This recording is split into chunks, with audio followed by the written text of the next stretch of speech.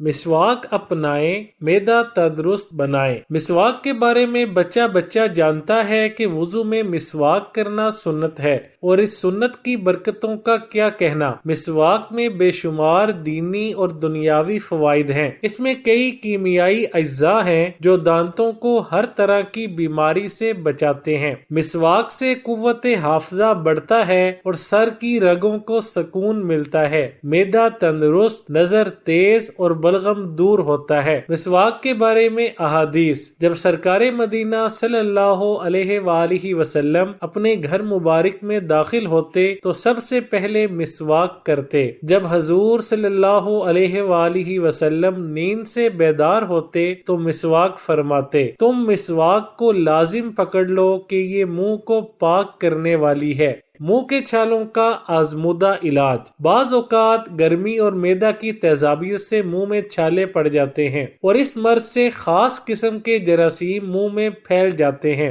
اس کے لیے منہ میں تازہ مسواک ملیں اور اس کے لعاب کو کچھ دیر تک منہ کے اندر پھراتے رہیں۔ ایسا کرنے سے چھالے ختم ہو جاتے ہیں۔ ٹوتھ برش مسواک کا نعم البدل نہیں۔ ماہرین کی تحقیق کے مطابق 80% امراض معدہ اور دانتوں کی خرابی سے پیدا ہوتے ہیں۔ عموماً دانتوں کی صفائی کا خیال نہ رکھنے کی وجہ سے مسوڑوں میں طرح طرح کے جراثیم پرورش پاتے ہیں اور پھر معدے میں جاتے ہیں اور طرح طرح کے امراض کا سبب بنتے ہیں۔ ٹوتھ برش مسواک کا نعم البدل نہیں۔ نقصانات: جب برش کو ایک بار استعمال کر لیا جاتا ہے تو اس میں جراثیم کی تہ جم جاتی ہے، جس میں جراثیم نشو نما پاتے رہتے ہیں۔ برش کرنے سے دانتوں کی اوپری قدرتی چمک اتر جاتی ہے۔ برش کے استعمال سے مسوڑے آہستہ آہستہ اپنی جگہ چھوڑ جاتے ہیں، جس سے دانتوں اور مسوڑوں کے درمیان خلا پیدا ہو جاتا ہے اور اس میں غذا کے ذرات پھنس جاتے ہیں، جس میں جراثیم کو گھر مل جاتا ہے اور دیگر بیماریوں کے علاوہ آنکھوں کے امراض بھی جنم لیتے ہیں۔